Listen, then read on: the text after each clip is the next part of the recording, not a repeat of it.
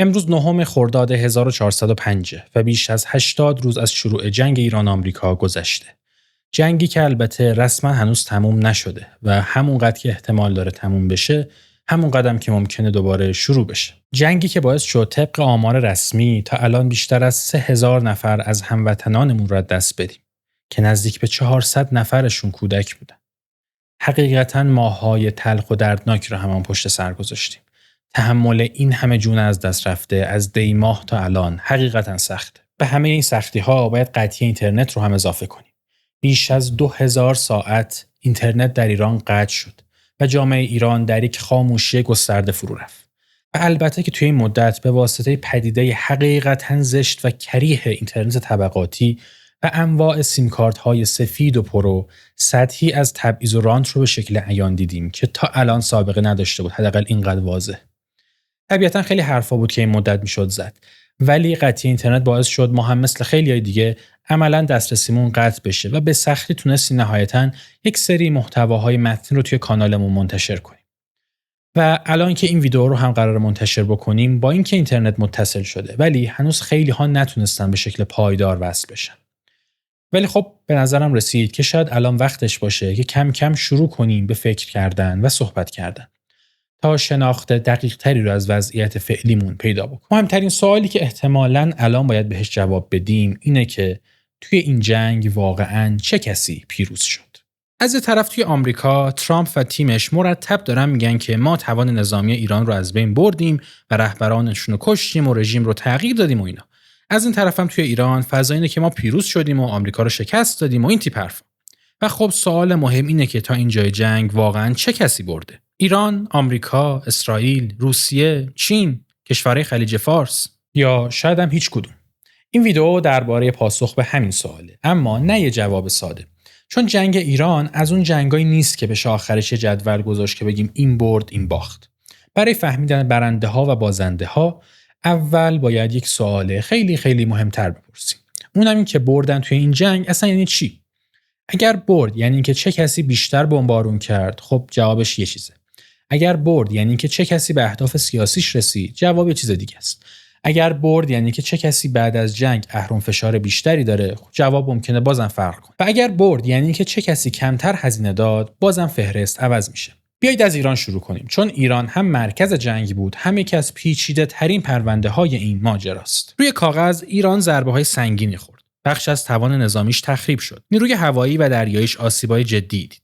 برخی فرمانده‌ها و چهره‌های مهم از ساختار قدرت حذف شدند. تأسیسات، پل‌ها، بنادر، مراکز صنعتی و بخش‌هایی از زیرساخت کشور هدف قرار گرفتند. اقتصاد که قبل از جنگ هم زیر فشار تورم، تحریم و فرسودگی بود، وارد مرحله سخت‌تری شد. طبق اطلاعاتی که تا الان بیرون اومده، حدود 230 میلیون متر مکعب ظرفیت تولید روزانه گاز کشور که میشه حدود 25% کل ظرفیت تولید کشور از دست رفته. اونم در شرایطی که سال گذشته نیروگاه‌ها به دلیل کمبود گاز مجبور بودن مازوت بسوزونن. این یعنی از ابتدای فصل گرما باید منتظر خاموشی‌های گسترده‌تر و فشار بیشتر روی شبکه برق باشیم، هم برای مردم و هم برای صنایع. بخش قابل توجهی از ظرفیت تولید فولاد کشورم فعلا از مدار خارج شده. نتیجه مستقیم این وضعیت کاهش عرضه و افزایش قیمت فولاد و در ادامش اختلال توی زنجیره صنایعی مثل خودرو، لوازم خانگی، ساختمان و خیلی از تولیدات وابسته است. خیلی از پتروشیمی هم تولیدش متوقف شده. از اون طرف کسری بنزین تشدید شده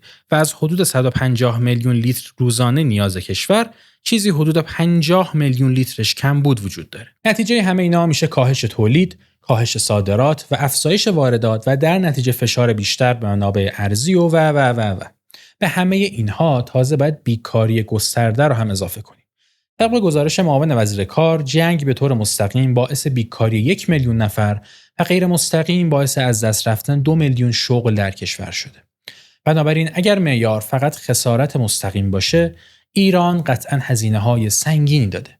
اما خب این فقط بخشی از داستانه. چون هدف خیلی از این حملات فقط تخریب توان نظامی و زیرساخت‌های ایران نبود. یک تصویر مهم پشت این جنگ وجود داشت. این که اگر ضربه کافی به رأس قدرت در ایران وارد بشه، ساختار سیاسی دچار فروپاشی یا حداقل آشفتگی جدی میشه. یعنی یا حکومت سقوط میکنه یا یه جناح عملگراتر بالا میاد، یا شاید هم تهران مجبور میشه با شرایط طرف مقابل توافق بکنه. اما خب این اتفاق نیفتاد. توی جنگی که یکی از اهداف اعلامی یا ضمنیش تغییر رفتار یا حتی تغییر ساختار قدرت توی ایران بود، همین دووم آوردن برای تهران تبدیل به یک ابزار روایی خیلی مهم شده. جمهوری اسلامی تونست بگه که ما زیر شدیدترین حملات آمریکا و اسرائیل دووم آوردیم. رهبرانمون کشته شدن، زیر ساختمون ضربه خورد، اما ساختار اصلی کشور باقی موند. این روایت برای حکومتی که سالها سیاست خودش رو حول مقاومت ساخته خیلی اهمیت داره. البته دووم آوردن با پیروزی کامل خیلی فرق داره، ولی خب توی جنگ‌های نامتقارن گاهی طرف ضعیف‌تر لازم نیست پیروزی قطعی به دست بیاره. کافیه نشون بده طرف قوی‌تر هم نمیتونه به همه اهدافش برسه. ولی خب توی این مدت نیروهای نزدیک به سپاه و ساختار امنیتی نقش پررنگ‌تری گرفتن و از اون طرف هم ایران تونست پاسخ بده. تونست تنگه هرمز رو تبدیل به یه اهرم فشار بکنه. قبل از جنگ بستن تنگه هرمز بیشتر تهدید بود.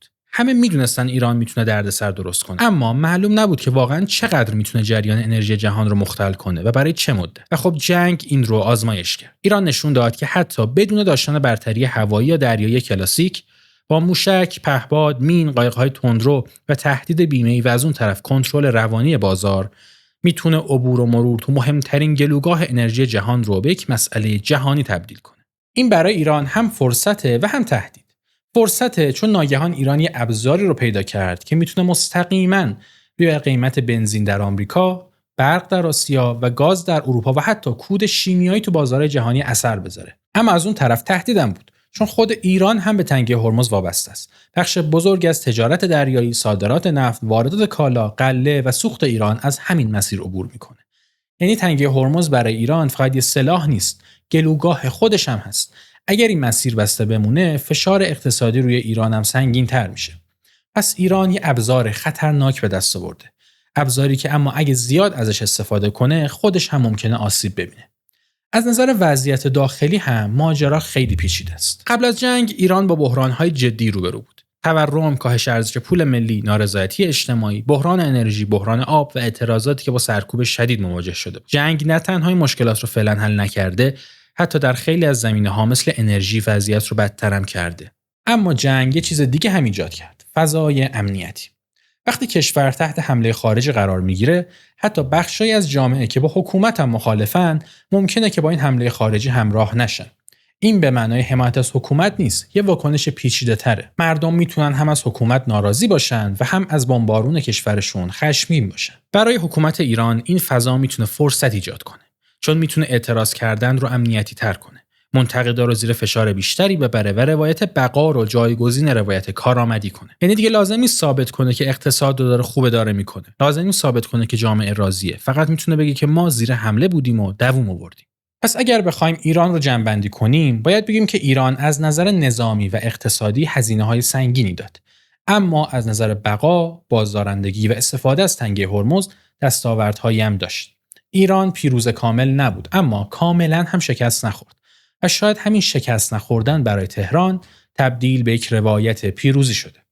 حالا بریم سراغ آمریکا. در ظاهر امریکا برنده مطلق نظامی این جنگه و از نظر تاکتیکی واقعاً هم قدرتش رو نشون داد.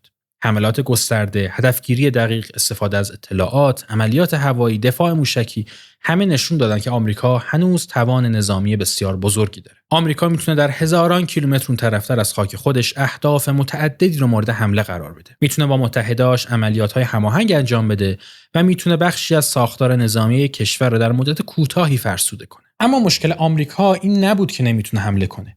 مشکلش این بود که دقیقاً معلوم نبود بعد از این حمله ها قراره چه اتفاقی بیفته. هدف چی بود؟ اگر هدفشون تغییر رژیم بود که خب انجام نشد. اگر هدف نابودی کامل برنامه هسته‌ای بود، باز انجام نشده.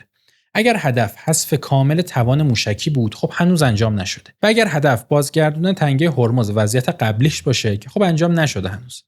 و اگر هدف گرفتن یک توافق بهتر از برجام باشه، هنوز معلوم نیست که محقق میشه یا نه. آمریکا توی جنگ با ایران با یه مشکل قدیمی روبرو شد. قدرت نظامی زیاد اما اهداف سیاسی مبهم. این همون چیزیه که بارها در سیاست خارجی آمریکا هم دیده شده. واشنگتن میتونه خیلی خوب شروع کنه. میتونه ضربه اول رو دقیق بزنه.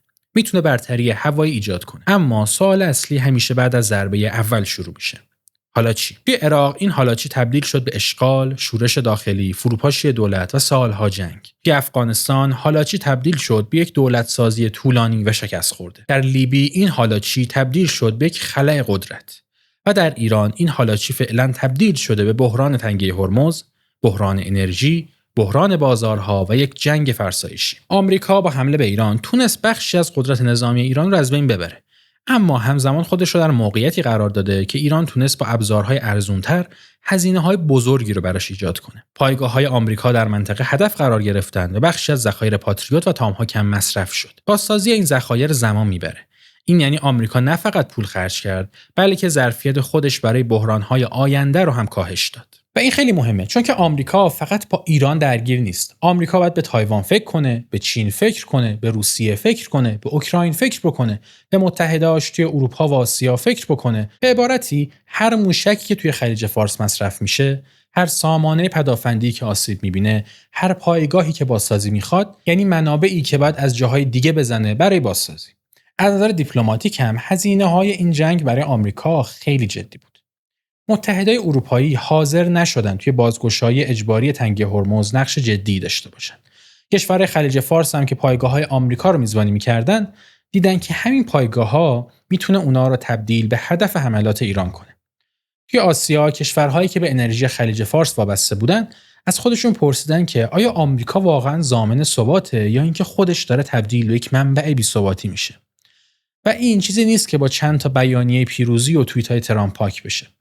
از این نظر آمریکا یک پیروزی تاکتیکی رو به دست آورد، اما از نظر راهبردی وارد وضعیتی شد که کنترلش سخت‌تر از چیزی بود که در ابتدا تصور می‌کرد. اما حالا بریم سراغ شخص خود ترامپ. اینجا باید بین آمریکا به عنوان کشور و ترامپ به عنوان بازیگر سیاسی یکم فرق بذاریم. برای ترامپ جنگ ایران فقط یه مسئله امنیت ملی نبود، مسئله مدیریت تصویرم بود. اون نیاز داشت نشون بده که قویه، میتونه کاری رو انجام بده که بقیه نکردن. میتونه توافقی بهتر از برجام بسازه و میتونه با فشار نظامی طرف مقابلش رو به میز مذاکره بیاره. اما جنگ درست در نقطه‌ای به ترامپ فشار آورد که براش خیلی مهمه.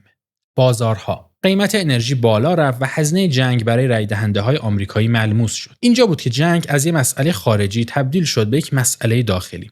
وقتی بنزین گرون بشه، وقتی تورم بالا میره، وقتی بازار سهام نوسان میکنه، صرفاً شعارهای سیاست خارجی کافی نیستن.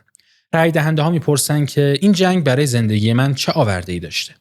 و خب این برای ترامپ یه ریسک بزرگه، چون برند سیاسی اون روی چند تا چیز بنا شده: قدرت، معامله، پایان دادن به جنگ‌های بی‌پایان و شکوفایی اقتصادی. جنگ ایران هر 4 مورد رو فعلا به چالش کشیده. قدرت نظامی به نتیجه قطعی نرسید، معامله سخت شده، جنگ طولانی شده و اقتصادشون از مسیر انرژی ضربه خورده. از این زاویه ایران میتونه یکی از بزرگترین شکست‌های سیاسی ترامپ باشه اگر این وضعیت همچنان ادامه پیدا کنه. حالا بریم سراغ طرف دیگه این جنگ، یعنی اسرائیل. اسرائیل توی این جنگ از نظر عملیاتی دستاوردهای مهمی داشت. توان اطلاعاتی خودش رو نشون داد. تونست به عمق ساختار نظامی و امنیتی ایران ضربه بزنه و تونست رهبران و فرماندهان رو هدف قرار بده. تونست بخشی از برنامه‌های موشکی و نظامی ایران رو هم مختل بکنه. از این زاویه اسرائیل برنده عملیاتی این جنگ. اما سوال سخت‌تر اینه: آیا اسرائیل بعد از این جنگ امن‌تر شده لزوما؟ اینجا پاسخ خیلی روشن نیست، چون که ایران از بین نرفت. حکومت تغییر بنیادینی پیدا نکرد. سپاه نقش بیشتری پیدا کرده. انگیزه انتقام و بازسازی اون بازدارندگی از دست رفته توی تهران احتمالاً بیشتر شده. حزب الله ضعیف شده اما نابود نشده. به عبارتی برای اسرائیل مشکل اینجاست که ضربه زدن به دشمن الزاماً به معنی رفع تهدید نیست.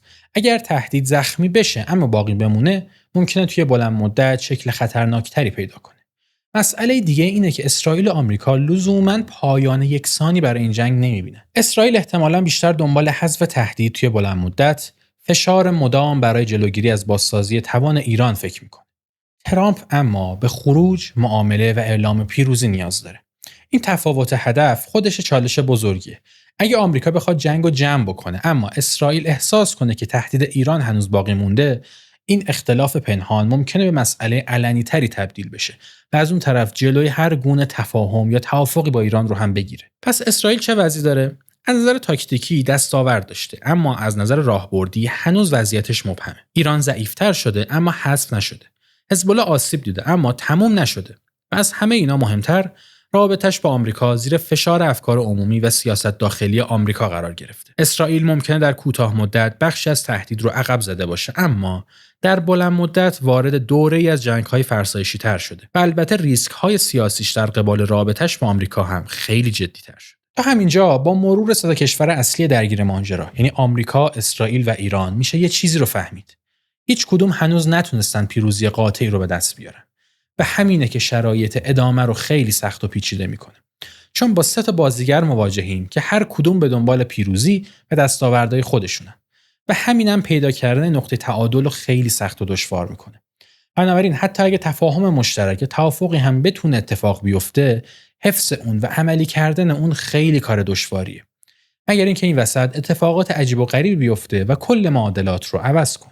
حالا بریم سراغ کشورهای حاشیه خلیج فارس. شاید یکی از مهمترین بازندگان جنگ همین کشورها باشن، حتی اگر طرف رسمی جنگ هم نبوده باشن. عربستان، امارات، قطر، کویت، بحرین و عمان سالها مدل توسعه خودشون رو روی ثبات، انرژی، سرمایه‌گذاری، حمل و نقل، گردشگری، فناوری و یک تصویر منطقه امن برای تجارت بنا کرده بود. اما جنگ نشون داد که این مدل چقدر به امنیت هرمز و رفتار ایران و تصمیم‌های آمریکا وابسته است. پایگاه آمریکا قرار بود امنیت بیارن، اما در جنگ همین پایگاه‌ها به دلیل هدف قرار گرفتن از سمت ایران برای کشورهای میزبان هزینه‌های زیادی رو به وجود آورد. زیرساخت‌های انرژی، فرودگاه‌ها، پالایشگاه‌ها، مراکز داده و بنادرشون هم در معرض تهدید قرار گرفتن. اینجا تناقض مهم وجود داره. کشور خلیج فارس برای مهار ایران به آمریکا نیاز دارن، اما حضور آمریکا هم خودش بخشی از تنش با ایران رو به خاک اونا میاره. اگه آمریکا بمونه، تبدیل به اهداف ایران میشن و اگر آمریکا بره، باید خودشون امنیت خودشون رو تامین کنن. اگه آمریکا با ایران توافق کنه، ممکنه که منافع اونها نادیده گرفته بشه و اگر توافق نکنه، جنگ ممکنه ادامه پیدا کنه و باز هزینه‌اش دامنگیر اونا بشه. برای همین جنگ احتمالاً کشورهای خلیج فارس رو به سمت فکر تازه ببره. امنیت رو نمیشه فقط خرید، باید ساخت. خرید جنگنده، سامانه‌های دفاعی و میزبانی پایگاه کافی نیستن. باید توان مینروبی، دفاع پهپادی، امنیت بندری، هماهنگی اطلاعاتی، حفاظت از زیرساخت‌ها و حتی گفتگوهای مستقیم امنیتی با ایران جدی‌تر بشه. خلیج فارس شاید بعد از این جنگ بفهمه که نظم امنیتی قدیمیش دیگه مثل قبل کار نمی‌کنه. حالا بریم سراغ روسیه و چین. روسیه شاید یکی از واضح‌ترین برنده‌های این جنگ بشه. روسیه لازم نبود هیچ کاری بکنه. فقط نگاه کرد. قیمت نفت بالا رفت، درآمدهای انرژیش افزایش پیدا کرد، توجه آمریکا از اوکراین منحرف شد، ذخایر نظامی آمریکا مصرف شد و اختلاف میان آمریکا و اروپا بیشتر شد. و مسکو تونست از یک بحران دیگه هم توی خاورمیانه سود ببره. اما چین قضیهش یکم پیچیده‌تره. بعضی‌ها خیلی سریع گفتن که چین برنده بزرگ این جنگ. این تا حدی درسته. آمریکا بخشی از مهماتش رو مصرف کرد، متحداش نگران شدن و اعتبار جهانیش آسیب دیده. از دید پکن، رقیبی که توی خاورمیانه گرفتار شده، توی شرق آسیا دست باز کمتری داره. و این از نظر راهبردی برای چین خبر بدی نیست. اما این فقط یه ساید ماجراست. از اون طرف چین به انرژی خلیج فارس خیلی وابسته است. بسته شدن یا ناامن شدن هرمز برای چین هم هزینه داره. چین یه قدرتیه که توی دهه‌های اخیر از جهانی نسبتاً با ثبات، تجارت آزاد و مسیرهای دریایی باز برای رشد اقتصادیش استفاده کرد. اگر این نظم جهانی بیش از حد آشفته بشه، چین هم آسیب می‌بینه. پکن مشخصاً نمیخواد همه مسئولیت امنیت جهانی رو فعلاً به عهده بگیره.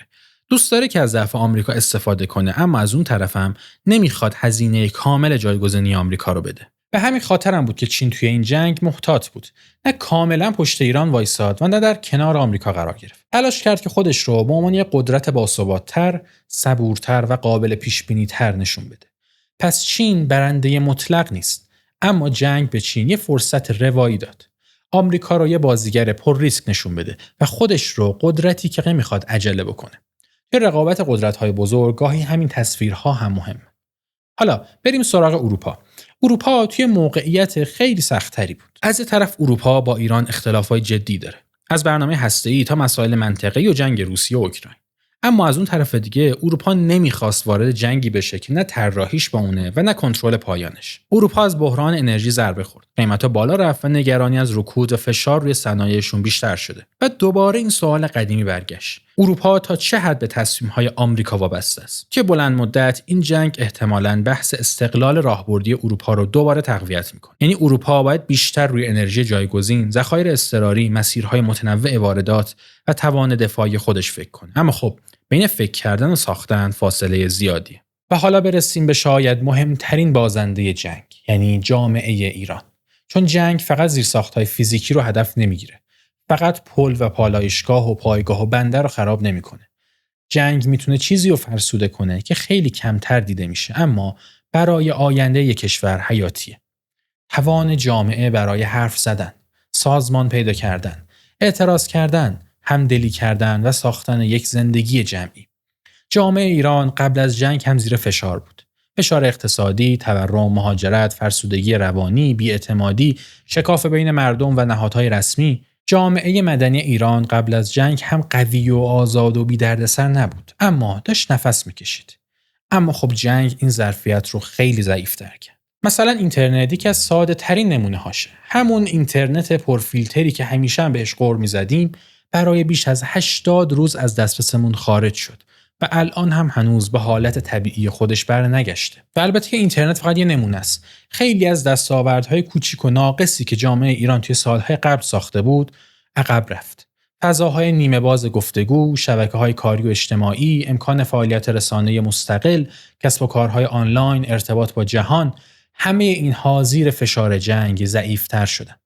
از طرف دیگه جنگ معمولاً فضای امنیتی رو پررنگ‌تر می‌کنه. حتی اگر بخشی از این امنیتی شدن قابل فهم باشه، نتیجهش برای جامعه مدنی روشنه. احتیاط بیشتر، سکوت بیشتر، ترس بیشتر و عقب نشینی بیشتر از فعالیت‌های عمومی. آدم‌ها کمتر حرف میزنن، کمتر چیز مینویسن، کمتر جمع میشن، کمتر مطالبه میکنن. چون توی وضعیت جنگی هر کنش اجتماعی ممکنه که خیلی حساسیت برانگیزتر دیده بشه. هر انتقادی ممکنه که توی زمان بدی مطرح شده باشه و هر پرسشی ممکنه که ازش سوء تعبیر بشه. اینجا همون نقطه‌ای که جنگ فقط به حکومت یا مخالفان حکومت ضربه نمیزنه. به فضای میانی هم ضربه میزنه.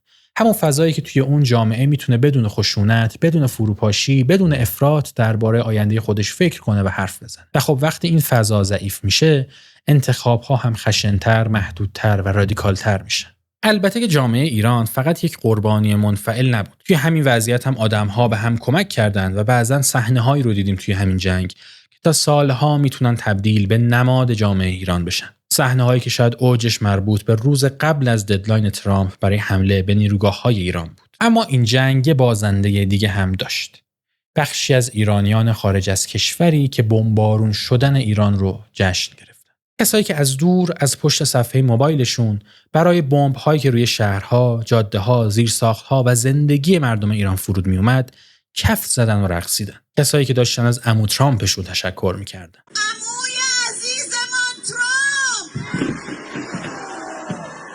عموی عزیزمان بیبی نتانیاهو!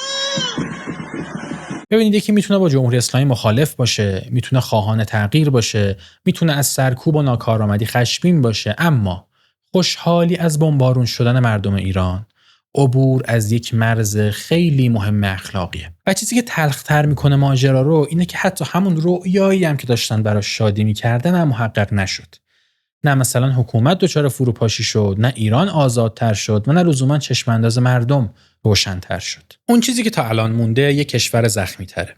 یک اقتصاد فرسوده‌تر، زیرساخت‌های آسیب دیده‌تر، اینترنتی محدودتر، یک فضای امنیتی‌تر و یک جامعه خسته‌تر. اونها از بیرون بمبارون رو فرصت دیدن. اما برای داخل ایران این فرصت نبود.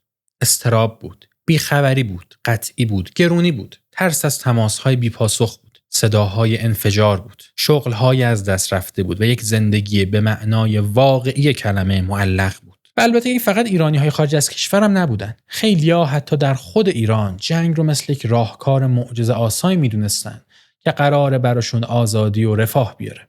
البته من خیلی معتقد نیستم که اینکه جنگ شد تقصیر مثلا این افراد، نه. اما به نظرم تک تک کسایی که چنین تحلیل و آرزویی داشتن شاید بد نباشه یک بار دیگه خیلی جدی‌تر فکر بکنن.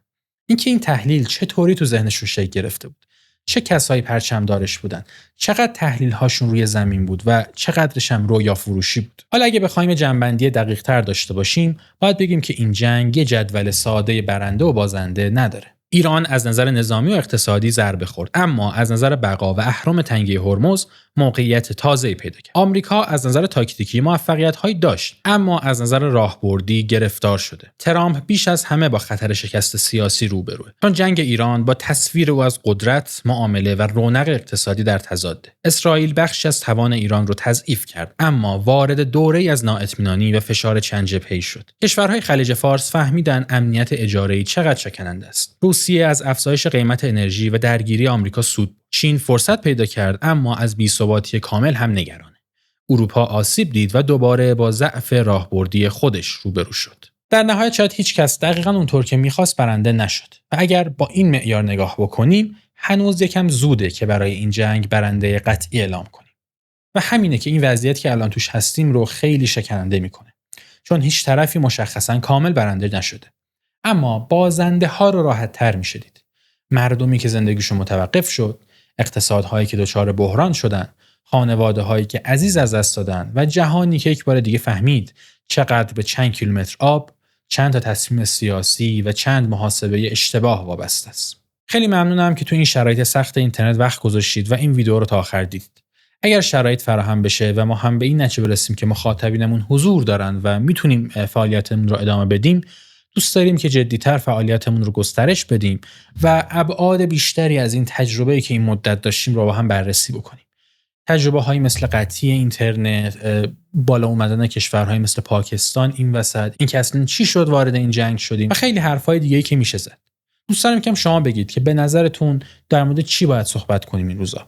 مسائل اصلی ما چیه و ما چجوری میتونیم کمک بکنیم به حل شدنش. خیلی ممنونم که تو این قسمت هم با من همراه بودین. تا قسمت بعدی، خدا نگهدار.